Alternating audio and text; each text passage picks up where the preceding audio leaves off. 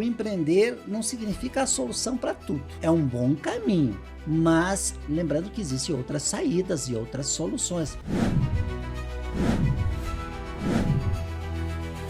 Buscar o aperfeiçoamento sempre com equipe próxima, com equipe local, mas também através das empresas que nos fornecem. Elas têm interesse em vender e por isso elas também têm que ajudar a treinar. Olá pessoal, sejam todos muito bem-vindos a mais um episódio do Além do Empreender, o seu podcast de visão estratégica. E hoje eu tenho um convidado muito especial, Heraldo da Luz, um grande amigo, mais um companheiro aqui de SPG, mais um diretor que está com a gente, empresário do setor de óticas, que a gente vai bater um papo dessa história empreendedora que eu tenho certeza que tem muitos detalhes importantes para a gente contar. E seja muito bem-vindo, Heraldo, que bom que você está aqui. Obrigado, Tanili. Para mim é um prazer estar junto com você nesse momento especial e contar um pouquinho do que a gente conhece, do que a gente sabe, dar a nossa sensibilidade em relação ao mercado. Muito obrigado pelo convite. Maravilha. Heraldo, vamos começar então do começo. Eu queria entender como que você entrou no ramo de óticas. Você já compartilhou com a gente aqui nos bastidores, que é uma história muito bonita e que vai muito além do empreender. Então, eu queria que você compartilhasse com a gente. Essa é uma pergunta, assim, já iniciando a relação da entrevista, é uma pergunta que eu fico muito sensível e é muito importante eu repassar isso, porque eu tenho muito orgulho do meu início, até porque o início foi bem no começo mesmo. Quando a gente fala em começo, eu falo em 9 anos de idade. Então, é um momento assim muito especial para mim e que quando eu tenho alguém para compartilhar isso e quando muitas vezes a gente vê o empreendedor falando em aquisição, em bens, acho que tem muito mais do que isso. Então, eu tenho assim algo muito sensível a mim quando eu falo do meu início com 9 anos de idade. Eu tenho, porque ele tem muito a ver com a minha mãe.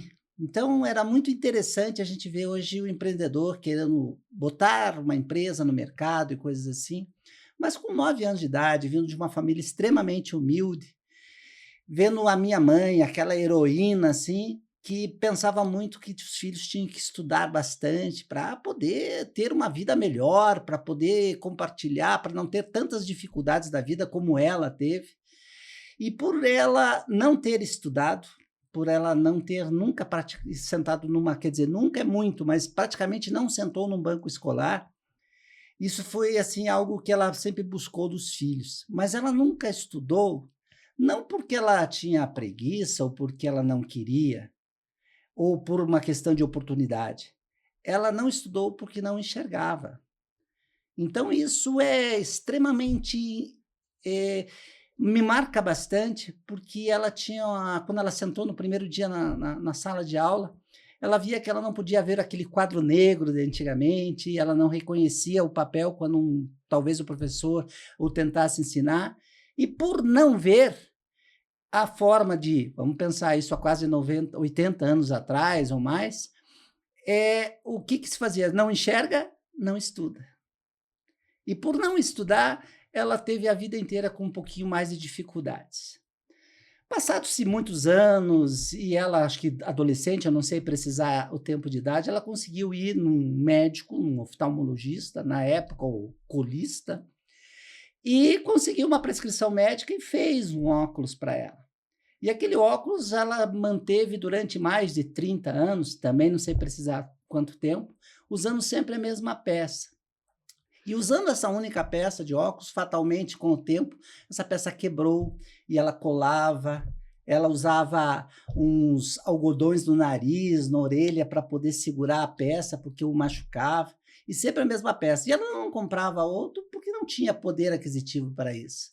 Um dia, um vizinho da frente de casa que trabalhava em ótica falou: "Pô, seu óculos está todo quebrado, tem que fazer outro." Ah, mas como ela era diarista, trabalhava, todo o dinheiro que ela ganhava, ela voltava aquilo para manter a família. E aí esse vizinho da gente, com o nome de Lauro, ele pegou e falou: "Eu vou lhe dar um óculos de presente. A senhora me empresta a sua receita, eu vou lhe fazer um óculos." Ela já não tinha mais essa receita, porque esse óculos era muito velho, sempre o mesmo óculos. E aí ela falou: "Poxa vida, como é que fazemos?" Ele falou: "Eu pego o seu óculos e tiro o grau, faço a aferição do grau, e aí vou copiá-lo e fazer outro igual, mais novo, mais leve, mais um pouco melhor para ela poder usar. Mas ela não podia ficar sem óculos. E aí eu, com 9 anos de idade, ela falou, então ele vai buscar na casa onde ela trabalhava como diarista e levava no espaço onde ele poderia aferir esse grau. Quando ele pegou eu busquei com 9 anos de idade, com um plastiquinho enroladinho, levando lá, vi aquele vizinho da frente de casa sair de trás e ver o grau e me entregar de volta. E aí eu devolvi para ela, passado um certo tempo, ele pegou e devolveu foi falar que estava pronto o óculos e foi entregar para ela aquele objeto óculos que ele estava ofertando e dando de graça para ela. Eu sempre ficava na casa dela da casa dele até ela chegar, porque eu ficava sempre ali sendo cuidado pelo pai dele, porque eu tinha medo de ficar em casa, no escuro, muito pobrezinho, casa semi-favela. E aí um dia eu falei, não, a mãe já está em casa. E aí ele foi entregar o óculos para ela. Quando ele foi entregar o óculos para a minha mãe, talvez pela ignorância, pela simplicidade, ela pegou o óculos, vestiu aquele óculos, que era um óculos novo, que ela estava ganhando. Ela usou de uma coisa muito difícil para o filho ver a mãe fazer o que ela fez. Ela deitou no chão e começou a beijar os pés desse homem que deu o óculos para ela. E aquilo, para a gente ver, o filho ver a mãe deitada no chão, recebendo aquele óculos, foi uma dor um tanto quanto forte, para ver a sua heroína recebendo aquilo. Tá, ela ficou com aquilo. E aí passou-se uns dias, eles começaram a fazer uma obra na casa, e aí eu sempre ia lá e ajudava eles naquela obra, com 9 anos de idade. Um dia a irmã dele falou, dê um dinheirinho pro Piazinho lá que tá ajudando. Aí ele pegou e eu falei, não, você deu um óculos para minha mãe, eu não posso pegar dinheiro e tal. Mas eu queria fazer o que você faz com 9 anos. Daí ele me disse, não, você não pode, você é uma criança. Ah, não pode? Não, não pode. No dia seguinte, eu esperei ele chegar e fui correndo receber esse vizinho, que ele chegava assim à tarde. Falei, e agora pode? Não, não pode, vai demorar para você poder trabalhar com isso. Passou mais 2, 3, 5 dias, não sei precisar também. E eu encontrei ele de novo, e agora pode? Não, não pode. Eu fiquei 3 anos pedindo emprego no mesmo lugar, para fazer com que a gente pudesse enxergar. Um dia, ela acho que de tanto eu incomodar esse vizinho, ele até tinha trocado de trabalho, e ele falou que tinha uma vaga para um office boy lá, daí eu já tinha 12 anos de idade, já estava velho, né? Aí ali eu comecei a trabalhar como office boy. Moral da história em relação a essa pergunta que a gente recebeu. Eu dei o nome do meu primeiro filho ao pai dele que me cuidava, que é Henrique. O nome do meu segundo filho é o nome do meu primeiro patrão. Então, quando fala em empreendedorismo, quando fala em buscar alguma coisa, eu só queria que a minha mãe enxergasse. Era só isso. Então, hoje, poder propiciar isso. Então, aí relaciona-se o ato de fazer as pessoas enxergar. Então, é simplesmente a essa função o qual eu me dediquei a minha vida. Eu dediquei não simplesmente a ganhar dinheiro, mas a fazer que a qualidade das pessoas vivesse um pouquinho mais. Pode ser utópico, pode ser alguma coisa assim demais, mas eu tinha 9 anos de idade, eu não tinha maldade. Eu simplesmente queria ver a minha mãe enxergar. E isso, para mim, teve uma relevância muito significativa e eu busquei todos os tempos até o dia de hoje. O objetivo pelo qual eu tenho é trabalhar com algo sensitivo, mais sensível das pessoas, mas fazer com que as pessoas enxerguem. Dá até para ganhar dinheiro com isso, mas não é esse o objetivo. Então, é muito mais do que simplesmente ter essa relação, essa missão. Então, eu vejo que a minha missão ela extrapolou.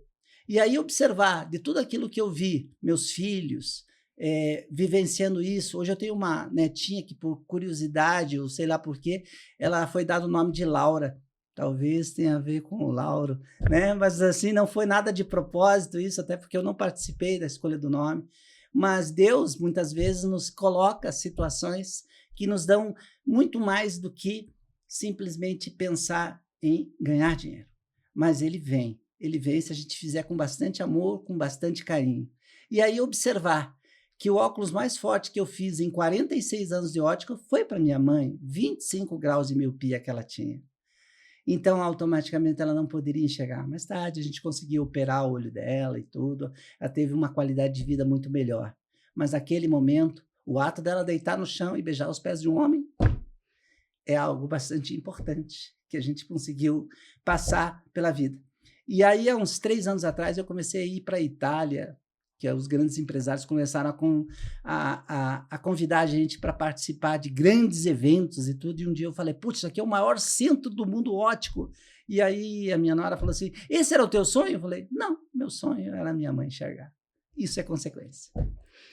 Que começo de episódio, Heraldo.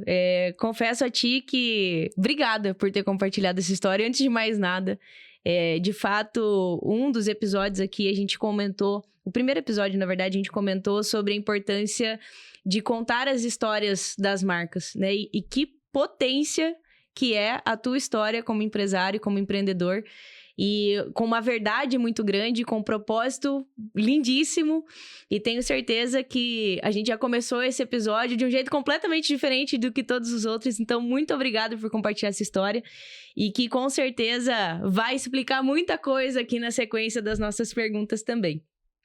E, Heraldo, falando então, né, já ficou muito claro aqui que é um propósito de vida mesmo, né, que você tem e que permanece com você, e com certeza isso permeou muitas decisões que você tomou como empresário. Mas eu queria que você explicasse para nós o que você entende como ser especialista no setor óptico hoje aqui em Ponta Grossa, não somente Ponta Grossa, mas no estado do Paraná. Eu sempre fui um apreciador por estudar. Vamos pensar, eu tenho 46 anos do ramo óptico e eu também fui professor durante 15 anos, onde eu trabalhei simultaneamente como professor e também com a relação de óptica, que comecei como empregado, e aí a partir do momento que a gente começou a estudar muito mais. Então eu sempre gostei de estudar, mas ele é sempre retomado há muito tempo atrás como uma linha dos práticos. Eram os práticos que faziam os óculos e coisas assim, e eu achava isso, ele tinha muito mais a ver, nós precisávamos de nomenclatura, nós precisávamos muito mais do que isso. E por gostar de estudar, eu fui atrás das especializações.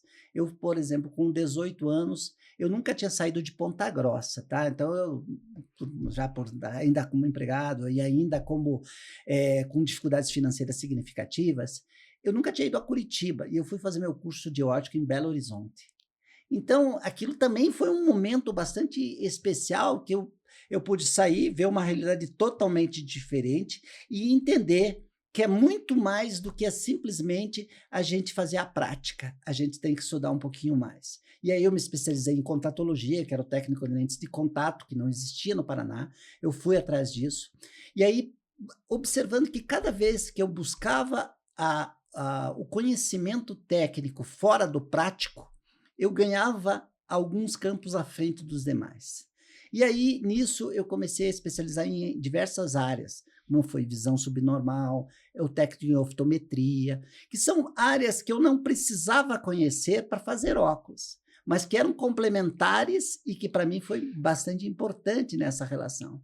E aí, a partir desse momento, cada curso que fazia, e eu buscava através, antes não era tão internet, mas era através de livros, e através de congressos, eu sempre saí, gastava tudo que tinha e que não tinha, atrás de níveis de conhecimento.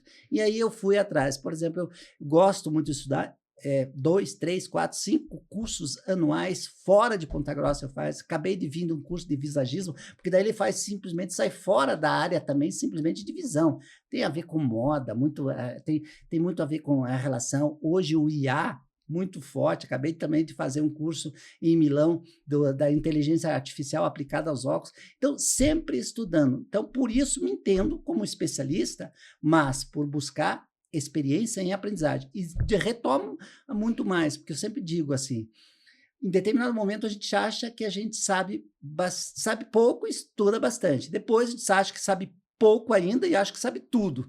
E é a partir do momento que se pula para um outro degrau, onde que você acha que sabe pouco e tem que aprender bastante. Então, eu acho que eu sei muito pouco e preciso aprender muito mais. Fantástico. E isso, com certeza, todo empresário, todo empreendedor precisa ter essa visão. né, a necessidade de aprendizado constante. Você citou, né, a influência da IA com relação aos óculos. Aqui nos bastidores a gente estava experimentando, né, uma dessas tecnologias. E se parar para pensar, você imaginou, você lá com 9 anos, né, conhecendo óculos, conhecendo, depois quando começou a trabalhar com isso, conhecendo esse universo, você imaginou que os óculos iam chegar ao que já estamos hoje, né, da influência da IA, como você estava mostrando pra gente? É absurdo pensar, né, se a gente parar para pensar isso há alguns anos, parecia coisa de maluco, né, e hoje tá aí, na palma da nossa mão, literalmente. Exatamente. É uma coisa que jamais.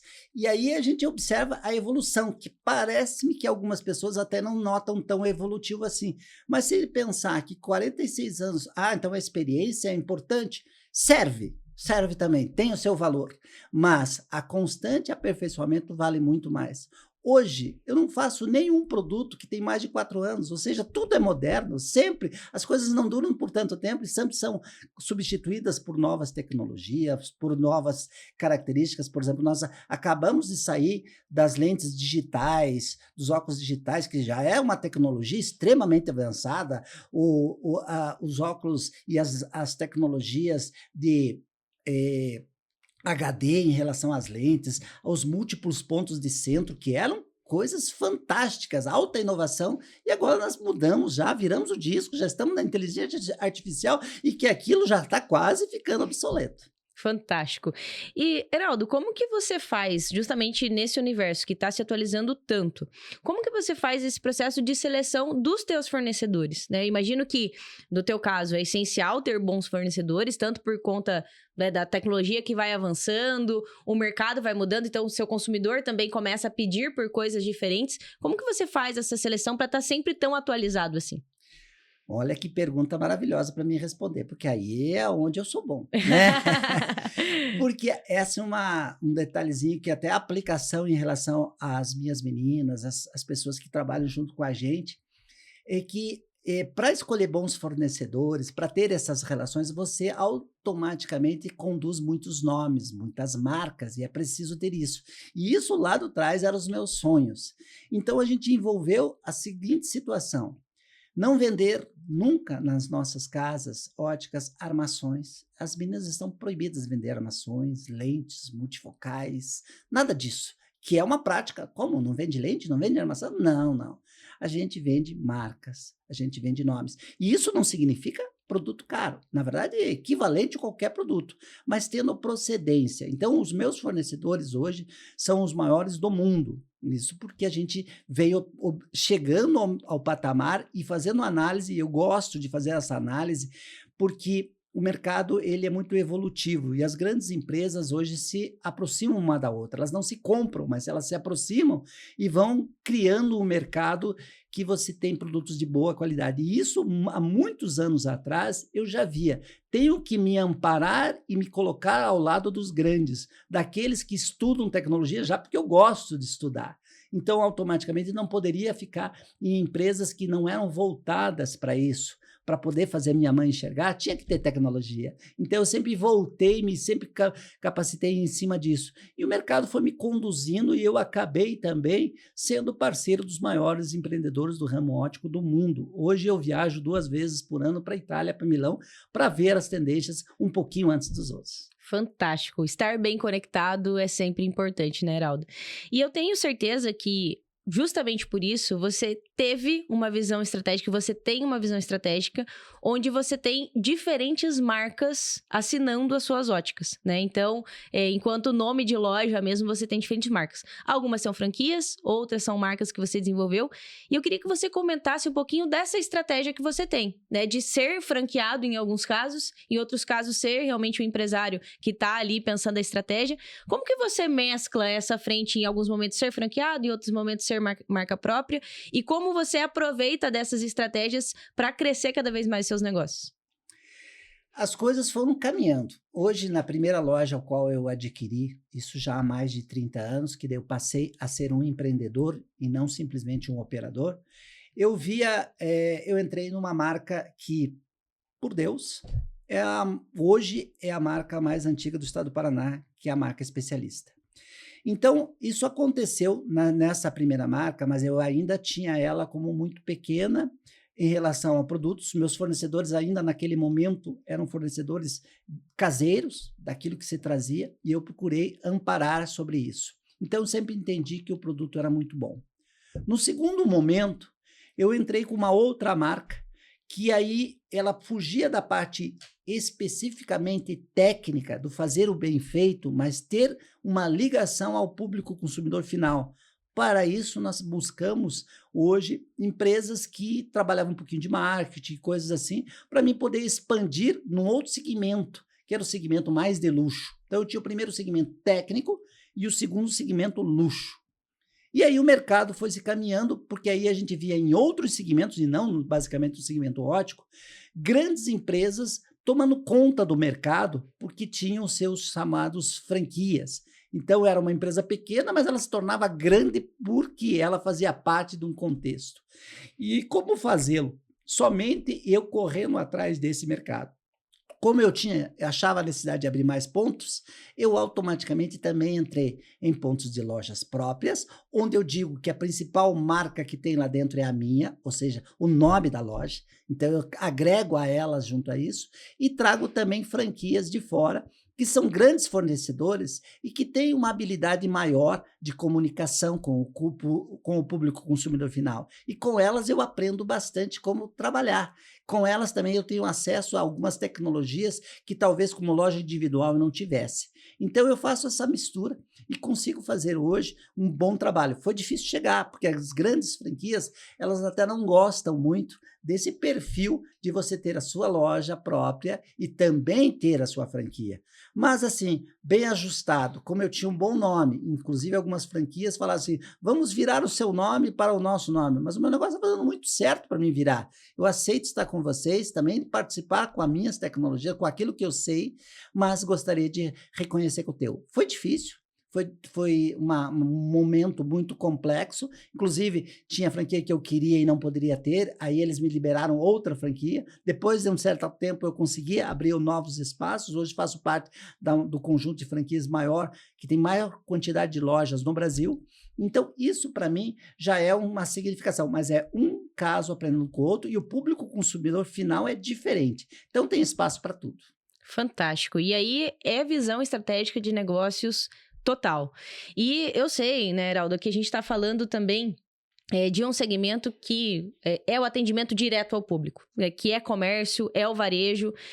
É um setor que está mudando muito, né? Que tem essa influência hoje do e-commerce, do digital, mas tem um fator que sempre vai ser uma vantagem do varejo para quem tem ponto de atendimento, que é o atendimento. É a oportunidade de você estar frente a frente com o teu cliente. Como que você treina a sua equipe para que a sua equipe tenha uma boa performance, tenha uma boa entrega e consiga gerar essa experiência para o cliente? Essa também é uma relação o qual, por ser provindo de professor, acho que me ajudou bastante também nesse aspecto de passar para as minhas colaboradoras as formas em constante aprendizagem. Então, hoje nós temos, dentro do nosso grupo, alguns técnicos dentro lá que sempre se são mais qualificados em determinada área, às vezes em relação a produtos, outros em relação à doença, o qual eu gosto muito de trabalhar essa relação da ver as dificuldades da pessoa e quais são os elementos que a gente vai fazer a correção disso.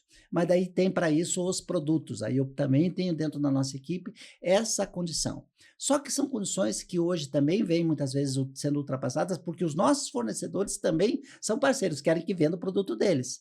Então, automaticamente, eles nos dão também hoje artifícios de tecnologias através do online, fazer também os treinamentos constantes e contínuos. Então, hoje, inclusive a nossa equipe de trabalho, ela ganha pontuação por cursos que ela executa. Então, ela vende o produto, ela ganha um ponto. Esse ponto existe um multiplicador a partir do momento que vocês têm os treinamentos.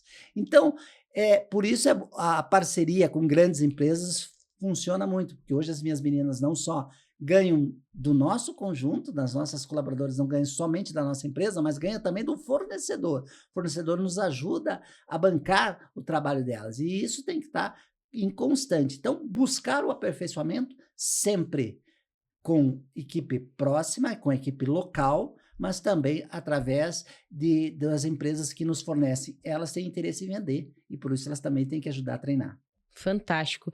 E a gente está falando, né, Heraldo, esse é um podcast que muitas das vezes são empreendedores, são empresários que estão nos assistindo e tá todo mundo procurando, né, esse conhecimento e olhando, poxa, como será que da experiência dele eu posso evitar aqui um erro, evitar um caminho que talvez não vai ser dos melhores? Eu queria que você contasse pra gente algo que você observa, né, enquanto empresário, enquanto empreendedor, dentro da tua jornada, que possa ter sido situações que você vivenciou, que no primeiro momento foi um erro, mas foi um aprendizado, e que se você pudesse deixar como dica para quem está assistindo a gente, o que você diria aí como um bom conselho para quem está empreendendo, para quem é empresário?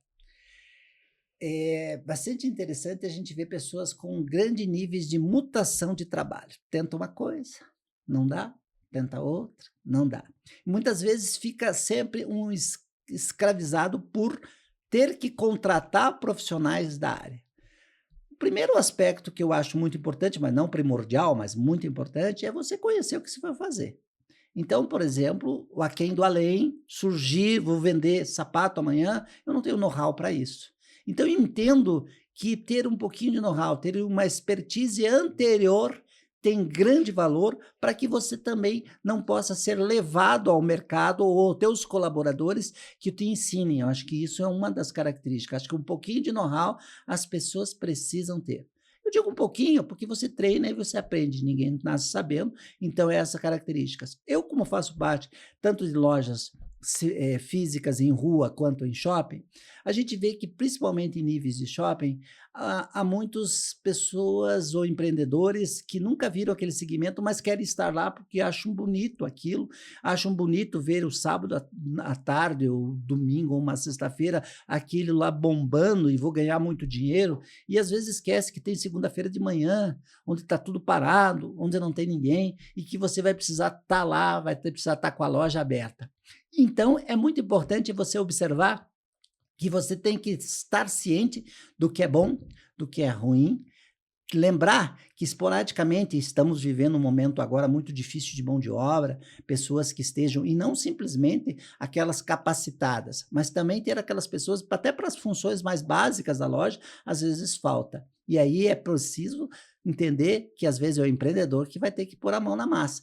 Eu entendo que por conhecer o meu segmento, porque estou lá e sou para qualquer parte do meu segmento, eu tenho como substituir por falta de alguém. Então, entender hoje como uma relação de empreendedorismo, só fazer por bonito, ou porque a colega tem uma loja de perfume e você também ter, isso eu acho muito pouco. Eu acho que você precisa entender que quando você empreende, você vai querer ganhar dinheiro. E essa é uma relação, não é para bonito. Então, você vai ter prós, situações difíceis e situações claras. Ninguém sai ganhando. E o mercado ele vai estar sempre vulnerável aos bons. Abrir, quase todo mundo consegue tendo um pouquinho de dinheiro. Manter é o mais difícil. Então, ter essa relação de manutenção. Negócio não dá resultado imediatamente. Então, os resultados ele podem acontecer no primeiro momento, aí é um momento de muita queda, isso quase que qualquer segmento, e depois de formatizar em relação a tentar manter o negócio vivo. Por isso, não se empolgue com os teus primeiros dias, não se desespere com os dias intermediários. Ele vai se acomodar, mas eu acho que saber um pouquinho do que está fazendo, acho que é importante. Heraldo, e esse ponto que você trouxe é bem interessante porque conecta muito com o nosso episódio anterior, onde nós falamos, claro, dentro do setor da indústria, mas justamente esse aspecto da importância de entender que são ciclos, que vão existir dias maravilhosos, vão existir dias que são complexos, mas que a grande veia do empreendedorismo é essa constância, essa necessidade de ser constante, de entender que sim, vai ter momentos que bom, que tá tudo bem, mas é uma montanha-russa mesmo, né? Vai ter momentos de subir, vai ter momentos de descer, mas que o grande segredo tá justamente em ter essa resiliência, foi uma das palavras que o Rafael usou aqui com a gente, que é realmente nessa característica de entender que tá tudo bem, em alguns momentos precisar reajustar a rota, precisar, né, pivotar muitas das vezes o seu negócio. E aí um aspecto que você trouxe muito bem aqui no episódio, que é a importância de estar sempre buscando por conhecimento. Não dá pra gente querer parar no tempo, né? Sem dúvida. Eu acho que é primordial, porque eu acho que não tem segmento nenhum que as coisas são feitas da mesma forma. Elas podem ter até vender o mesmo produto, mas como você chegar nesse produto, ele vai ter grandes variações, a variação vai acontecer sempre. Então, aí que a gente se coloca, estudar mercado, acho muito importante, ter a relação disso, entender que existe um bolo, mas existe uma fatia. Ver qual que você quer. Comer o bolo inteiro talvez não seja o caso. Escolha a tua fatia e faça ela bem feita. Muito bom. E, Heraldo, a gente sempre faz aqui no nosso podcast uma visão de futuro, né? E como você é um bom estudioso do teu segmento, o que a gente pode esperar do segmento óptico? E aí, falando para quem está ouvindo e que é, assim como nós, né, um usuário também de óculos, o que a gente pode esperar desse segmento aí para os próximos anos, para os próximos 5 anos? Com uma variação muito grande, e estamos virando a chave agora. Vou dizer a questão de semana aqui, dessa semana, nós estamos virando a chave, como eu te falei, de que o mercado óptico sofre suas variações, e hoje a gente vai tentar observar que, por muito tempo, a gente enxergava com os nossos olhos e precisava melhorar a qualidade de visão e coisas assim. No caso da ótica, entrou no mercado em que eu vou poder olhar com os olhos dos outros. Então, é um momento totalmente diferente. Então, colocando em relação a isso, a inteligência artificial está entrando de uma forma que não tem como, não retroage, é algo que a gente vai ter no mercado diversas variações, atualizações, é a grande palavra em relação ao momento que estamos vivenciando. E quem estiver vinculado ao passado, achando que deu certo antes, vai dar certo hoje, talvez esteja fadado a diminuir e acabar. Até porque, na relação de visão, aí eu entro na minha área, que hoje é muito mais simples você fazer uma correção visual, e ela não obrigatoriamente vai fazer com o objeto óculos. Ela pode ser feita com outros objetos cirúrgicos ou coisas assim. Mas o objeto óculos terá outra finalidade, quase igual quando surgiu o telefone celular. Ele era para falar, hoje já não é mais. Depois, em determinado momento, ele serviu como uma máquina fotográfica, hoje já não é mais. Hoje é um computador. Então, o óculos também surgiu para fazer as pessoas enxergar. Acho que talvez já não seja mais para isso. Fantástico. E vai ter gente aí que vai estar ouvindo a gente falando, não, mas eu só uso óculos porque eu preciso enxergar melhor. Logo, logo essa pessoa vai mudar de opinião. Sem dúvida, porque na verdade as coisas vão modificando, adaptando-se ao mercado, né? Acho que é uma relação de adaptação, e o qual a gente vê assim que é normal em diversos segmentos, tecnologias acontecendo e tudo mais, mas eu acho que nós estamos voltando a algo sensitivo das pessoas. Por isso que eu ainda puxo um pouquinho mais a brasa para a minha sardinha, né? Que é onde a gente pegou forte em relação a isso. E aí é que a gente acha que pode ser que a gente crie nos nossos usuários do objeto óculos um desejo de moda, que é uma das coisas que eu gosto muito. Eu acho que é um acessório que embeleza muitas pessoas, que ajuda a comunicar com roupas, com coisas muito mais. Então, tem tudo a ver com isso, como um acessório estético. Tem um acessório de beleza em relação a isso, um de corretivo das suas características de visão, e hoje um auxiliar para a gente saber mais sobre tecnologia, aprender, ter facilidade, usar os aplicativos dentro do óculos. Maravilha. Heraldo, eu queria que você também trouxesse para a gente aqui, aproveitando, né, toda a experiência que você tem como empresário, que conselho você daria para quem está pensando em empreender ou que talvez está assistindo a gente até já empreende e talvez está passando por um momento complexo? Que dica você daria para essa pessoa?